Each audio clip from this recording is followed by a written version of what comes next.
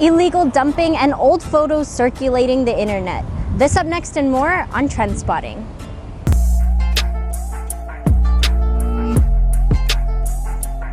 Hafa day everyone, I'm Cami and welcome back to another episode of TrendSpotting. Here are the topics that had you talking this week, starting with old photos circulating social media.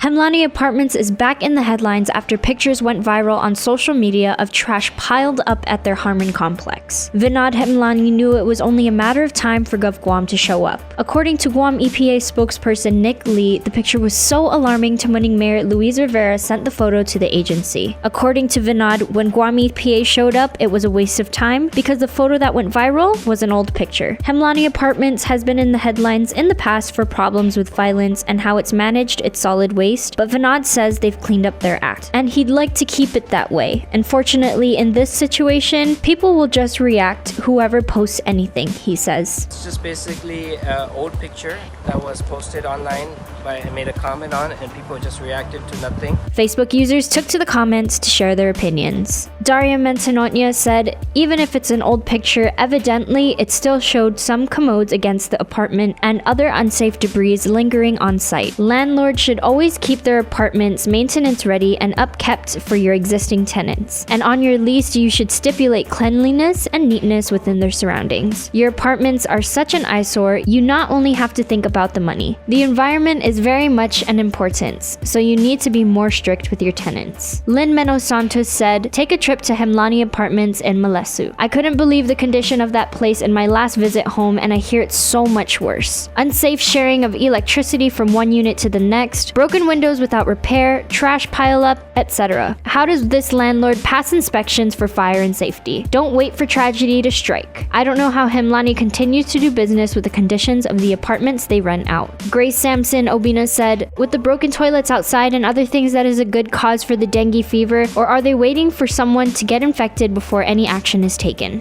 Up next, who is responsible for Yigo's incessant illegal dumping issues? Back in May, a cleanup was held at a bus stop and strip of road in Yigo that was covered in trash being illegally dumped. Fast forward to November, and the area is back to being an eyesore that is frustrating residents. Pam Duval, also known as Bus Stop Betty, sent a letter to Yigo Mayor Rudy Matanani inviting him to the bus stop on Chalin Ramirez to discuss what he plans to do about the illegal dumping. Tons of household trash, tires, appliances, and junk cars could have been seen from the Ramirez bus stop all the way into the Zero Down housing area. According to Duval, it's an environmental issue, a public health issue, a safety issue, and a mayoral issue. Mayor Matanani responded to Duval's message. The bus stops don't belong to me. It's not my responsibility. It's our responsibility. It's the public works responsibility. It's the parents' responsibility. It's the Department of Education's responsibility.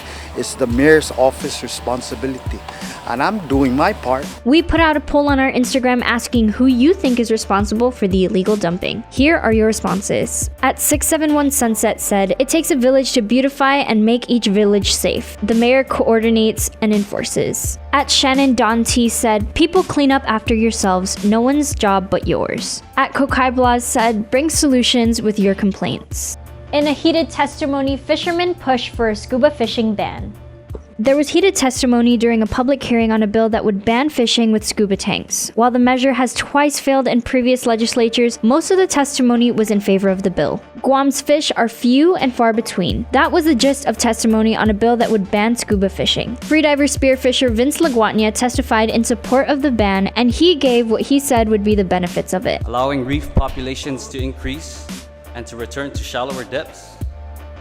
Aligning Guam regulations with the rest of the Pacific that have banned scuba fishing, and lastly, promoting sustainable fishing methods so that generations can enjoy the same fishing experiences. Similar measures introduced in previous legislatures have failed, primarily due to the lobbying efforts of Fishermen's Co-op President Manny Duenas. That's according to Public Auditor BJ Cruz, who introduced scuba fishing ban bills in the 30th and 31st legislatures. Duenas was on hand yesterday, and he spoke about what he called a scuba stereotype. Duenas was called out by a veteran fisherman, Ron Laguatnia, who said in essence, Duenas' testimony should be taken with a grain of salt water, because Duenas doesn't see what fishermen do. Testimony was also given about the rampant commercial overfishing of reef fish and its effect on reef populations. Here's what you had to say in the comments. Jarrett Muniz said, scuba tanks help stay underwater longer, wiping out the fish. Catch what you need and save some for everyone else trying to catch to feed their families. Georgie Brown said, pass the law to protect the fish and environment and also the people that live in Guam. The people and environment comes first. Tank is used to dive, studying things underwater, not to use to hold your breath so you can go fishing. Chris Cruz said, I've seen the decline in reef fish on the east side. I've seen fishermen shooting very small species of fish. We were taught to be selective and not to share, not greedy. The decline is due to a lot of reasons. Scuba fishing is one. When you combine resources with money, it'll eventually lead to greed and depletion. We're only human, make it fair across the board. One breath and a spear. Scuba allows for longer breathing. Totally unfair. Make decisions for the greater good for generations to come. And that's all for this week. Thank you so much for watching, and I'll see you next time.